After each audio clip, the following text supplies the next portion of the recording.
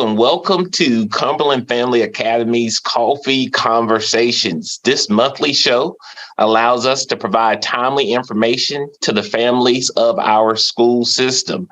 During each episode, we discuss relevant topics and chat with district and community leaders who share important information with our viewers. In today's episode, we're covering a few topics. In our first segment, we will have our instructional materials facilitator, Kristen Roller, and our Director of Health Services, Ms. Shirley Bolden, to talk about our upcoming kindergarten showcase. Then later in this episode, we will have our Executive Director of Student Services, Dr. Natasha Scott, talk about our upcoming resource fair. And last but not least, military and youth liaisons Reginald Fields and Zakir Rich will have a conversation about the month of the military child and the services that Cumberland County Schools has to offer to our military family. So stick around. We have a great episode in store for you. All right, so grab your cup of coffee and let's jump straight into segment one.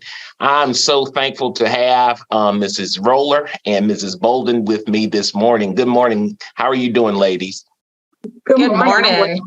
So our kindergarten showcase is beginning this week, and we're very excited about the class of 2036. Wow, that sounds funny. 2036, but it'll be here before you know it. They're about to start their educational journey with Cumberland County Schools. So today, to talk about the upcoming school orientation and everything that parents need to know to enroll their child in kindergarten, we have our instructional materials facilitator, Kristen Roller, and Director of Health Services, Shirley Bolden. So let's jump right into the first question. This is an exciting time for the class of 2036 as they're joining Cumberland County Schools. And, you know, for some families, they have questions, and it can be a bit of a stressful time knowing all of the things that they need to do to successfully enroll their child. But thankfully, we have a team of experts here today to help us navigate through that. And so we have this thing called Kindergarten Showcase, Mrs. Roller, and can you just talk to us about what parents can expect and exactly what that is? Absolutely. Many of us remember more the term Beginner's Day. And so we've just taken that idea and really expanded it in our district. And so we are kicking off this time called Kindergarten Showcase. It's when we're going to kick off our enrollment period to get our students enrolled at our schools.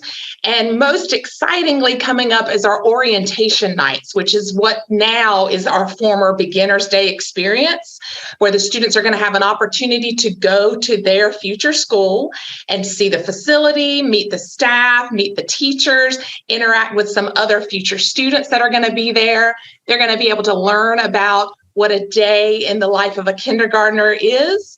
And parents are going to have the opportunity to hear all the information they're going to need to make sure they are prepared and have the documentation. They will even have an opportunity at those orientation nights to go through the enrollment process, fill out the packets, either in a paper format or online, so that they already have done everything they need to, so their child is going to be ready when school starts in August. And in addition to that, during the showcase time, we're also going to try to reach out across our community and make sure we are leveraging everything we can with other partners to spread this information so we are reaching all of our future kindergartners across Cumberland County. That sounds very exciting, just trying to make sure our families have the information to successfully enroll their kindergartners, in school. So how important is it for families to attend this event?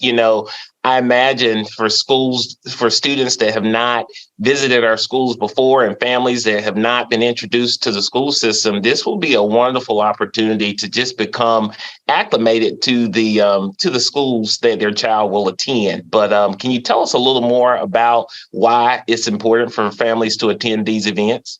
Yes, and you actually just really kind of introduced that very well. We want students to be excited about coming to school. We want them to not have the unknown fear of what's going to happen in this, what is this, what's behind the doors, and also to understand, hey, it's now about me. Maybe they've been in the building with a sibling but now it's their turn. And so by coming to this event, they get their special night to realize, hey, this is going to be me now. I'm coming to be a student. So for them, it's really building that confidence, starting to engage them in the excitement of starting school. And then for parents, it's to help make sure they're not going to forget something that they need to do for the enrollment. They can go ahead and take care of that all at that night. So we really are just trying to make sure this is taken care of for our families. And then most importantly, for our schools as well, we want our students enrolled now so we can be planning and preparing to have them in our buildings. I'm a former kindergarten teacher in the district, and so I remember these nights of meeting our new students very fondly, and we want to know who's coming and so that we can be prepared for them, because it is very important that we make sure we have all the resources we need in place, the staff we need in place to accommodate our future students. Good deal. So who's eligible? We talk about kindergarten, and I know that there are some requirements. There's a required birth date. Can you share with the audience who's eligible to enroll in kindergarten and what that process entails? Absolutely. We are looking for children who are going to be 5 years old by August 31st. So if they are turning 5 by August 31st, that is who we are looking for to go ahead and get them enrolled. And that is an important date, 5 years old, August 31st of this year, to enroll for the upcoming kindergarten year. Now, what if it's September 15th or September 1st? Will I still be eligible to enroll my child, or do I need to wait until the next school year? Well, most likely you will absolutely have to wait. Unfortunately, I would be one of those students now with this cutoff date. I would have not made the cutoff with a September birthday. There is an application process for an early admission, but for early admission, we are only targeting students who are well beyond their peers in performance, and that you have to have a 98th percentile IQ and achievement test, and document that your child is 2 to 3 years advanced of their kindergarten peers. So those are only for our very advanced. Otherwise, really, it's the best thing to let your child have that other year. We like to call it the gift of time because of maturity, and just making sure they are as ready as possible to engage in this new academic endeavor of kindergarten. So as we think about kindergarten registration, it could, lots of questions, and parents are wondering what should they be doing over the summer as they prepare after they register their child, things that they don't want to forget about. Any words of wisdom for our parents of rising kindergarten students? Well, first, I'm just going to be very practical wisdom here is make sure right now, don't wait, because I'll have parents all the time say, oh, I think it's over in a box over here or over here. Go ahead and get that certified birth certificate for your child. Start making those plans now. You're going to need a certified birth certificate for the enrollment process. You're also going to make sure you have proof of residency for the school you are going to register for. So that might be a utility bill that's current, or your lease agreement, mortgage documentation. So those are some paperwork things you need to go ahead and also get that doctor's appointment squared away for the North Carolina Health Assessment and your immunizations. But then it's also important for parents to understand and prepare your child. Help them understand they're going to be a little more independent starting in August. And so let them start having some of that independence at home. Give them some simple directions and tasks to do at home. Prepare them with some routines. Help them understand some simple things like being independent, to put your own jacket on, to, take care of your shoes when you need to, because they need to build that confidence and independence before they're starting school. And most importantly, it might be stressful kind of in the grown-up world for all this registration, but we don't want it stressful for the students. It is not stressful for them. This is an exciting, fun time for their life, and we want that to shine through to our students. That is awesome. Now, parents, you heard it here. Your babies are growing up. They're enrolling in kindergarten, and we're here to help you every step of the way. Thank you. That's such great information. As we shared earlier, we also have our Director of Health Services, Shirley Bolden, here with us. And we want to just give parents an overview of immunization requirements required by the state of North Carolina for school-aged children and those entering, the school system for the first time. Can you share just a bit of information of what families need to know, Mrs. Bolden? Yes, there is an immunization requirement for all school-age children who are ready for school entry. And now the list is broad. So what we've done as a district to help you with that, you can find that on our CCS website under Health Services, and you click on immunizations, and you'll be able to see the list of immunizations. You want to make sure that you bring a copy of your child's immunization record to the school. Our school nurses they spend the first 30 days of school auditing these immunization records. So, making sure that you have the varicella, that you get the DTaP, everything that is required for your child, they will do an audit of those records, but we need you to get it there. Within that first 30 days. We want you to do it at enrollment, because within those first 30 days, there will be an audit of that immunization record to make sure that your child meets the requirements set forth by the state of North Carolina.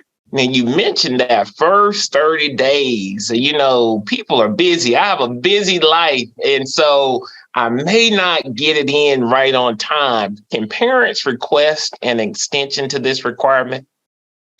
Unfortunately, there is no extension. Your child will get 30 days from their first day of attendance. And that first day of attendance, whether it's face-to-face or virtual, the very first time they log on virtually or the very first time they're face-to-face, they have 30 days from that day. So it's not the first day of school. If your child's not there day one, you get 30 days from the first day of enrollment where they attend that school face-to-face, whether it's virtually or in person. Now, we want to encourage you to go ahead and book those appointments today because they fill up fast and it's very difficult to get it, because when that 30th calendar day comes around, you're going to get a impending dismissal letter 15 days prior to your child being dismissed, saying, hey, you got 15 days. We need you to get us the required documentation in. And then on the 30th day, we're going to give your child a dismissal letter, and your child will not be allowed to return until they have met the requirements set forth for immunizations and health assessments by the state of North Carolina. So if you may call and say, Ms. Bolden, I have an appointment card, and my appointment card says I can get it on the 6th. They're not in the appointment. And I'm going to say, unfortunately, your child cannot attend school, but we will provide you some academic work for your child to remain, so that you don't fall behind, but they will not be allowed to attend class until those requirements have been met. Right now, families, we have the gift of time. It is April, and we have a few months before school starts. And so we want you to listen and please work in advance to get those appointments and make sure your babies are taken care of. So thank you. That's great information. Now, a question about exemptions. So for families with high risk medical challenges and other things going on, or religious exemptions, are there any exemptions to these immunization requirements? Yeah, so we'll start talking about the medical exemption. A parent may request a medical exemption through their primary care provider who is licensed to practice in the state of North Carolina, because their child has a contraindicator that is that contraindicator to the required state North Carolina requirement. So they can do that. Now, religious exemption, a parent can come in and they can just write a statement that says it is against their religious belief that their child participate in immunizations. They're going to sign it. They're going to date it. They're going to list their child's name, their date of birth, and they're going to list one for each child. It does not have to be notarized. It does not have to be signed by their pastor or the bishop. It's a relatively simple process, but we want to keep in mind that if we were to have a communicable disease outbreak and your child is not immunized, they would be dismissed if there was a safety concern in the school setting. Well, there's also this thing called the North Carolina Health Assessment Transmittal Form. Can you tell us a little bit more about that?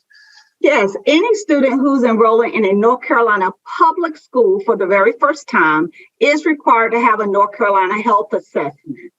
And that health assessment also has a 30-day window. So from the first day of attendance, that child has 30 days to have that information submitted to the school or they are dismissed. All right. So great information. We have this kindergarten showcase. We have orientations coming up. You've learned about immunization requirements. And so we are excited and we're ready to meet you and your kindergarten students. Any other things that you would like to add, Mrs. Bolden or Mrs. Roller, before we go to the next segment? Go ahead. I want to remind parents to go ahead and locate that shot record. If you don't know what that immunization record is, and we have a lot of military families, so you've moved from place to place, go ahead and reach out to them so that you can get that information and that there's no delay in producing those documents. Kids, sometimes we get the question, well, what if my child is behind on their immunizations? As long as they're within series and they meet the deadlines that are set, and when I say in series, so, for example, if the doctor says they need to have their next immunization by May 20th, as long as you meet those deadlines that are established by your physician, your child will not be dismissed. So as long as they're within compliance with the timeline that your physician establishes, they can be in series in a sense to get caught up. I just want to give emphasis to what Ms. Bolden said earlier about make those appointments now, because that is very frustrating for families. They're trying to do the right thing and there's just not appointments available. So please go ahead. Don't wait for those appointments. And then the other thing I just want to add is just know your children are going to be in excellent hands in their kindergarten classrooms in Cumberland County. We are ready for them. We are excited to start this long education journey with these students. And right now at home, really start talking to your child, start reading with them at home, and just make this a fun, exciting experience for the beginning of school.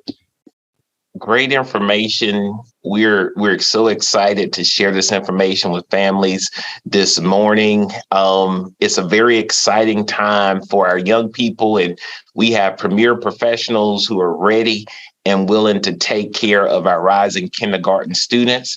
We are passionate about education here in Cumberland County Schools, and we are a school system family. And so we're just very excited. If you want more information about kindergarten registration, kindergarten orientation, the showcase, or anything, please visit the link that is on the screen at this time. We've put together a website specifically for kindergarten enrollment to help you every step of the way. Mrs. Bolden, Mrs. Roller, thank you so much for being with us today. Thank you. Thank you. All right. We are very excited to welcome our Executive Director of Student Services, Dr. Natasha Scott, to this episode of Coffee Conversations. She is here to promote an outstanding event that is coming up on Saturday, May 6th. It's called It's Okay to Ask, Children's Mental Health and Wellness Fair. The event will be held at Festival Park in Fayetteville, North Carolina from 8 a.m. until 11 a.m. Welcome, Dr. Scott. How are you doing today? I'm good. How are you? I'm doing very well. This sounds like a very exciting event. Can you tell us a little bit more about the event and why it's important for families and children to attend? Okay, so May is National Children's Mental Health Awareness Month, and that week is actually Children's Mental Health Week. So the purpose of this event is to bring awareness and acceptance to mental health. So there's typically a stigma around mental health topics, but like if you look at the name of our event, it's okay. It's okay to ask. It's okay to ask about anything.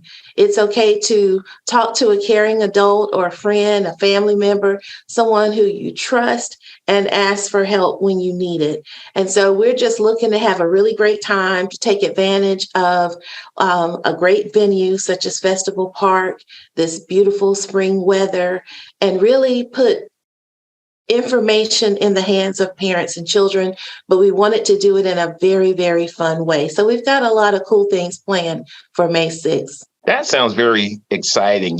Coming out of a global pandemic, I know the topic of mental health has been a hot topic, and that's really for everyone, students, staff members, parents, families. Prices are going up. There are just so many stressors. Just for a minute, can you just talk a little bit more about the importance of addressing mental health and why that's just important to our society? Yes. As the kids say, no cap. We need to normalize that sincerely.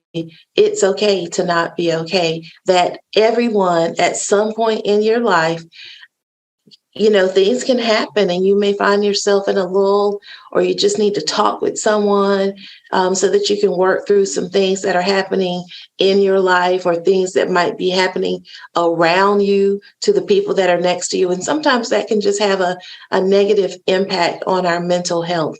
And it can make a difference in, having the energy to get up and go to work or perform our best at school, having interest in things that used to really bring us a lot of joy.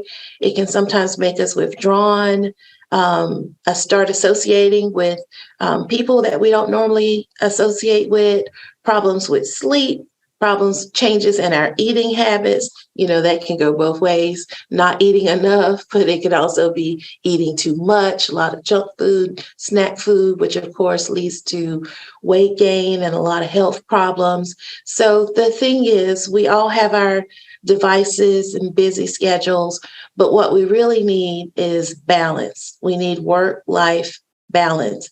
And when traumas happen or when life is lifing, we need a way to resolve those things that are happening in a very healthy way. And that's really all mental health is about. That's really all it's about. And what we need is more acceptance of mental health and the idea that it's okay to not be okay. And it's okay to ask really about anything. You need help with your homework, ask for help. If you think someone is suicidal, ask them about it. They're dying for someone to ask them about it, literally. Wow, such a very timely event. Kudos to you and your team for planning and putting this together. You talked about it being fun, Festival Park. Can you just give us, we don't want you to spill all of the tea, as the young people say. We don't want you to give away any surprises, but what can families and participants expect to see at this event? Any details that you can share with us? Yes. And again, because mental health typically has a stigma associated with it, and it's a topic that people sometimes are uncomfortable talking about, or they don't want to talk about it at all, we thought it was very, very important for this to be a fun event. So the first thing I would say is there are over 40 vendors who will be there with information about resources that are available in our community and resources for anybody. If you're military connected, children, youth, adults, family, special needs. So we have someone for just about anything you can think of. We have some folks coming out from Fort Bragg, but most of the vendors are from right around Fayetteville here in our local community. So each of those vendor tables will have a game set up. Some of them are games with prizes. All of them will have freebies and giveaways. So folks can just they can bring their little bag and they can load up on stress balls, pens, toys, fidgets, all kinds of things, because all of those tables will have things that they're giving away, notepads, hand sanitizer, you name it. It'll just be just a wide variety of things. But each of those tables will have games. Like I see one group has putt-putt golf, hula hoops, bubbles, rock painting, coloring pages, face painting, cornhole, you name it. But then there'll also be some other fun things like Safe Kids of Cumberland County. They have planned a bike rodeo. So there'll be practice bicycles there, and they will be giving bicycle safety lessons. There'll be a limited number of free bicycle helmets for anyone who doesn't have one. There'll be a fire truck there and firemen talking about fire safety. Little kids like to touch the truck and climb all over it. There will be someone doing yoga on the lawn, and we've got about 10 yoga mats. And the event is totally free.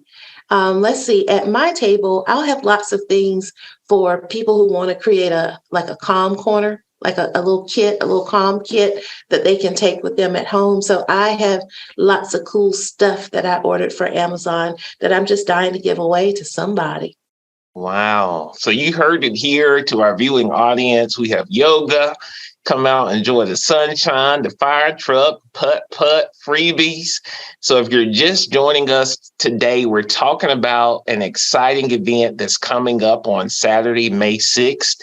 It's okay to ask Children's Mental Health and Wellness Fair. It will be held at Festival Park in Fayetteville, North Carolina from 8 a.m. until 11 a.m. I'm very excited. I can see the visuals now. It's an event that you do not want to miss. Now, when reading about the event, Dr. Scott, I saw something about that it includes something called an Out of Darkness Campus Walk. What's that? Can you share a little bit more information about that with us? Yes, so we partner with the American Foundation for Suicide Prevention, or AFSP.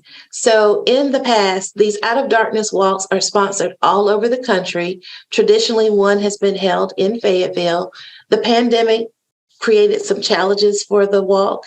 And typically, Cumberland County Schools, we did participate in the walk. Once the pandemic shutdown happened, the walk began to happen virtually. And then this year, so far, no one had scheduled or planned to do a walk in the area. So because we think the topic is so important, the idea of raising awareness about suicide and doing some prevention type work, we offered to sponsor the walk. So our event will kick off at 8:00. We'll have a short opening ceremony. And then at 8:30, we'll have just a 1-mile walk around downtown Fayetteville. So it'll start at Festival Park and the walk will end at Festival Park. And that's a walk for suicide prevention. You can participate in multiple ways. You can put your sneakers on, get them laced up and come out there and get your walk on. You can make a donation to the American Foundation for Suicide Prevention, and you can make that donation online. We're not handling any cash or anything like that, but any donations come in will go to AFSP to support programs around suicide prevention. And we have some of those programs actually in our school district. So you can come out and walk, or you can make a donation, or you can do both. But we really want to see folks on that day. There's a QR code on the flyer for the event. And if folks scan that QR code, it will take you to the registration page for the Out of Darkness Walk. So although we've participated in the event for the last few years, this is our first time sponsoring the Out of Darkness Walk. So we're also really excited about that. So often my department is the group that we respond to schools when someone has passed away as the result of suicide. And we just really wanted to have the opportunity to do something proactive, something on the prevention side of the house, not just always responding when it's too late, but we wanted to just really have that opportunity to raise awareness and do it in a fun way and put the right information in the hands of the people in Cumberland County Schools. But we wanted to have a little fun doing it and truly normalize. It's okay to not be okay all the time. And you can ask about anything. And there are people in the school district, like our school counselors, social workers, psychologists, teachers, trusted adults, family members. There are people that you can talk to. And if someone's at home, for example, and you're struggling and you just don't know who to call, you don't know who to call and who to ask, show up at the event. There's going to be over 40 providers out there, and all of them are mental health providers. So there'll be therapists all over that lawn. There'll be car seat safety checks.